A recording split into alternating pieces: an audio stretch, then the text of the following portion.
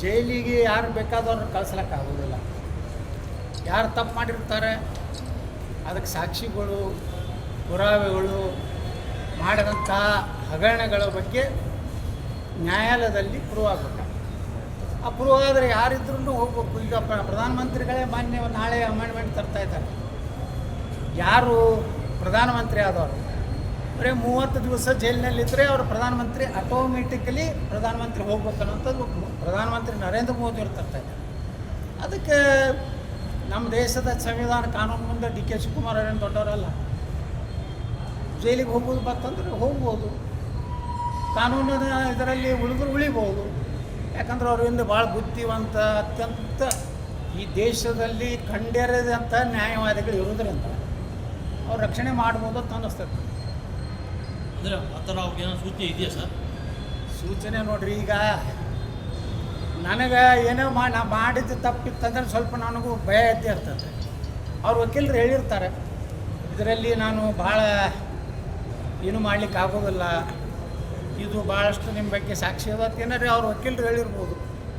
ಕುಮಾರಸ್ವಾಮಿ ಅವ್ರು ಹೇಳ್ಯಾರ ಅಂತ ಹೇಳೋದಿಲ್ಲ. ಕುಮಾರಸ್ವಾಮಿ ಅವರ ನ್ಯಾಯವಾದಿಗಳಲ್ಲ, ಪಾಪ ಅವರು ವಿರೋಧ ಪಕ್ಷದ ಅವ್ರಿಗೆ ಅವ್ರು ಟೀಕೆ ಮಾಡ್ತಾರೆ, ಅವ್ರಿಗೆ ಟೀಕೆ ಮಾಡ್ತಾರೆ. ಕುಮಾರಸ್ವಾಮಿ ಅವರ ಪ್ರಯತ್ನ ಮಾಡ್ತಿದ್ದಾರೆ ಅಂತ ಅವ್ರನ್ನ ಜೈಲಿಗೆ ಕಳ್ಸೋದಕ್ಕೆ. ಅವ್ರಿಗೆ ಯಾರು ಪ್ರಯತ್ನ ಮಾಡಿದ್ರೆ ಈಗ ನನಗೂ ಪ್ರಯತ್ನ ಎಷ್ಟು ಮಾಡ್ತಾರೆ. ನಮ್ಮ ಕಾಂಗ್ರೆಸ್ನವರು BJPಯ ವಿಜೇಂದ್ರ ಕೂಡಿ ಜಾಯಿಂಟ್ ಪಾರ್ಲಿಮೆಂಟ್ರಿ ಕಮಿಟಿ ಅಂತ ಕರೀತಾರೆ, JPC ಅಂತ.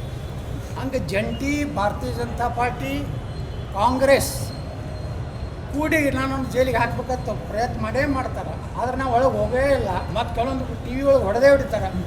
ಯತ್ನಾಳಿಗೆ ವಾರಂಟ್ ಇಶ್ಯೂ, ಶೀಘ್ರದಲ್ಲಿ ಜೈಲಿಗೆ ಹೊಡೆದೇ ಹೊಡಿತಾರೆ. ಮತ್ತು ಹೊರಗೆ ನಾನು ಮುಂದೆ ಕೊಟ್ಬಿಟ್ಟು ಅಡ್ಡಾಡಿ ಹಂಗೆ ಎಲ್ಲರೂ ಜೈಲಿಗೆ ಹಾಕ್ಲಿಕ್ಕೆ ಆಗೋದಿಲ್ಲ.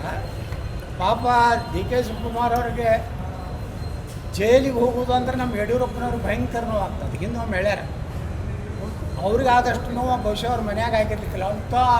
ಅವ್ರು ಹೋಗಿದ್ರಲ್ಲ ನಡ್ಬರಕ್ಕೆ, ಯಾವುದ್ರ ಅದು ಏನು ಮೇಕೆದಾಟು ಸಲ ಹೋಗಿದ್ರಲ್ಲ ಜೈಲಿಗೆ, ಅದು ಅನ್ನೋದಿಲ್ಲಪ್ಪ ಮೇಕೆದಾಟು.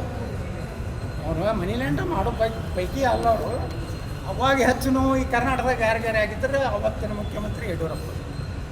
ಈಗೇನಾದ್ರು ನೋವು ಆದರೆ ಮತ್ತು ವಿಜೇಂದ್ರಗೆ ನೋವು ಆಗ್ತದೆ. ನಮಗೇನು ಆಗೋದು, ಇವ್ರು ಯಾರು ಜೈಲಿಗೆ ಹೋದ್ರೆ ನಮಗೇನು ನೋವು ಆಗೋದು.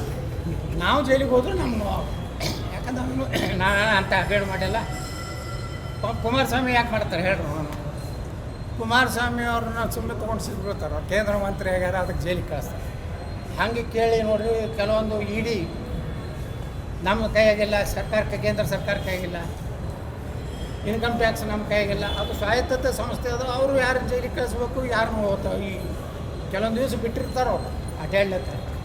ಯಾವ ಅವಶ್ಯಕತೆ ಇದ್ರೂ ಕಳಿಸ್ಬೋದು. ಅದಕ್ಕೇನೆ ಇವತ್ತು ನೋಡ್ರಿ KPSC ಅಲ್ಲಿ ಅದರ ಅಧ್ಯಕ್ಷ ಕೆಟ್ಟು ನಾ ಮಾನ ಮರ್ಯಾದೆಯನ್ನು ಆಚಕರಿ ಇವ್ರಿಗೆ ಐತೆ ಇಲ್ಲ. ಯಾಕಂದ್ರೆ KPSC ಅಧ್ಯಕ್ಷ ಆಗ್ಬೇಕಾದ್ರೆ ಅವತ್ತೇ ಮುಖ್ಯಮಂತ್ರಿ ಯಾರಿದ್ರು ಸಾಕಷ್ಟು ದುಡ್ಡು ಕೊಟ್ಟೆ ಆಗ್ಯಾರ. ಇದ್ರಾಗೇನು ಸತ್ಯನೇ ಇದೆ. ತನ್ನ ಮಗಳನ್ನೇ KPSCಗೆ ಇವತ್ತು ಅಪಾಯಿಂಟ್ಮೆಂಟ್ ಮಾಡ್ತಾನೆ. ತನ್ನ ತಿಂಗಳ ಆದಾಯ ಎಷ್ಟೈತೆ ಬಂದು 40,000 ಐತಂತೆ. ಆ KPSC ಚೇರ್ಮನ್ಗೆ ತಿಂಗಳಿಗೆ 2,25,000 ರೂಪಾಯಿ ಸಂಬಳ ಬತ್ತೆ ಐತಿ. ಒಬ್ಬ KPSC ಚೇರ್ಮನ್ ಆದ 40,000 ರೂಪಾಯಿ ಡಿಕ್ಲರೇಷನ್ ಮಾಡ್ಕೊತಾರೆ. ಇವ್ರನ್ನ ಜೈಲಿಗೆ ಹಾಕ್ಬೇಕು ಏನೋ ಅವ್ರನ್ನ ಸ್ಟೇ ಕೊಟ್ಟು ಇಲ್ಲೇ ಏನೋ ಚೇರ್ಮನ್ ಅಂತ ಮುಂದುವರ್ಸ್ಬೇಕು. ನಮ್ಮ ರಾಜ್ಯಪಾಲರು ಒಳ್ಳೆಯ ನಿರ್ಣಯ ಮಾಡ್ಯಾರ. ಅವ್ರನ್ನ ಏನು ಮಾಡ್ಯಾರ, ಸಸ್ಪೆಂಡ್ ಮಾಡ್ಯಾರ. ಆದ್ರೆ ಅವರೇನೋ ಕಾನೂನಿನ ಒಂದು ಚೌಕಟ್ಟಿನಲ್ಲಿ ಬೇಲ್ ತೊಗೋಬೇಕಂತ ಮತ್ತೆ ಹೋಗಿ ಅಲ್ಲಿ. ಯಾಕಂದ್ರೆ ನಾವು ಅದು ಹಿಡಿದು KPSC ಬಗ್ಗೆ ನಮ್ದು ಒಳ್ಳೆಯ ಅಭಿಪ್ರಾಯ ಇಲ್ಲೇ ಇಲ್ಲ. KPSC ಚೇರ್ಮನ್ ಆಗಬೇಕಾದ್ರೆ ಇಷ್ಟು ರೊಕ್ಕ ಕೊಟ್ಟಿರ್ತಾರೆ, ಅದ್ರ ಮೆಂಬರ್ ಆಗಬೇಕಾದ್ರೆ ಇಷ್ಟು ರೊಕ್ಕ ಕೊಟ್ಟಿರ್ತಾರೆ. ಎಷ್ಟೋ ಲಕ್ಷಾಂತರ ಹುಡುಗರು ನಮ್ಮವರು ಪಾಪ ಹಗಲ ರಾತ್ರಿ ಅಧ್ಯಯನ ಮಾಡಿ ಕೋಚಿಂಗ್ ಕ್ಲಾಸಿಗೆ ಹೋಗಿ ಯಾರೋ ದಾಸೋಹದಲ್ಲಿ ಊಟ ಮಾಡಿ ನಾವು ಪೊಲೀಸ್ ಆಗ್ತೀನಿ, ನಾವು SDC ಆಗ್ತೀನಿ, ನಾವು FDC ಆಗ್ತೀನಿ ಅಂತ ಮಾಡ್ತಾರೆ. ಅಸಿಸ್ಟೆಂಟ್ ಕಮಿಷನರ್ ಆಗ್ತಾರೆ ಅಂತ. ದುರ್ದೈವ ಇಂಥವರೆಲ್ಲ ಸಾವುಕಾರನಂಥ ಚೇರ್ಮನ್ ಇವ್ರು ಮಾಡಿದವರು ಮಹಾಭ್ರಷ್ಟರೇ. ಅವ್ರೇನು BJP ಇದ್ರೆ ಅವ್ರಿಗೇನು ಸ್ಪೆಷಲ್ ಥ್ಯಾಂಕ್ಸ್ ಏನು ಹೇಳೋದಿಲ್ಲ. ಯಾಕಂದ್ರೆ ನಿನಗೆ ಕಾಂಗ್ರೆಸ್ ಟ್ವೀಟ್ ಮಾಡಿದ್ದೆ ಏನಂತೇಳಿ, KPSC ಚೇರ್ಮನ್ ಮಾಡಿದ್ದು ಯಾರು? ಯಡಿಯೂರಪ್ಪನ ಕಾಲಕ್ಕೆಲ್ಲ. ಅದಕ್ಕೆ ಭ್ರಷ್ಟಾಚಾರ ಬಗ್ಗೆ ಈಗ ಕಾಂಗ್ರೆಸ್ನವ್ರು ಇವ್ರಿಗೆ ಹೇಳ್ತಾರೆ, ಇವ್ರು ಕಾಂಗ್ರೆಸ್ಸಿಗೆ ಹೇಳ್ತಾರೆ. ಇಬ್ಬರು ಮಾಡಿದ್ದು ಅದೇ. ಆ ಮುಖ್ಯಮಂತ್ರಿಗಳು ಅಂತಾರೆ KPSC ಹಣೆ ಬರಟ್ಟೆ. ನಾ KPSCನೇ ರದ್ದುಪಡಿಸ್ಬೇಕು. UPSC ಮಾದರಿ ಯಾರು ದುಡಿತಾರ ಮೆರಿಟ್ ಆಗ್ತಾವ ಹುಡುಗರಿಗೆ ಅವ್ರಿಗೆ ನೌಕರಿ ಸಿಗಬೇಕು. ಬಿಟ್ಟು ಬರೇ ತಮ್ಮ ರಾಜಕಾರಣಿಗಳ ಮಕ್ಕಳು ಮರಿಮಕ್ಕಳು ಮತ್ತು ಅವ್ರ ರಾಜಕಾರಣಿಗಳ ಮಕ್ಕಳು ಅವು ಯಾರೂ ಲಗ್ನ ಆಗಲಾರ್ದಂಗೆ ಇರ್ತಾವ್ರು ಒಂದೊಂದು ಆಣೆ ಹಂಗೆ ಅಂಥವು ಇಂಥವು ಇರ್ತಾವೆ.